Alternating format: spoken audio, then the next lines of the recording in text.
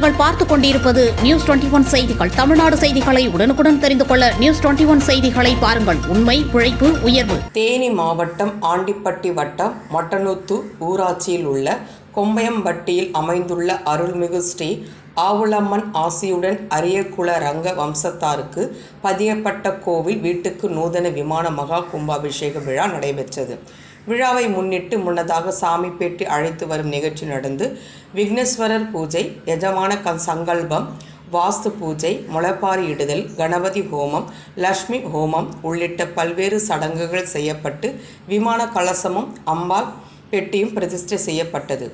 அதனைத் தொடர்ந்து நேற்று காலை யாகசாலையில் ஹோ பூஜை, கன்னிய பூஜை, துர்க ஹோமம், நவகிரக ஹோமம் உள்ளிட்ட சாஸ்திரங்கள் நடைபெற்று பூர்ணகுதி செய்யப்பட்டது. தொடர்ந்து பல்வேறு புண்ணிய ஸ்தலங்களில் இருந்து கொண்டு வரப்பட்ட புனித நீர் குடங்கள் புறப்படாகி விமான கலசத்திற்கு கும்பாபிஷேகம் நடைபெற்றது.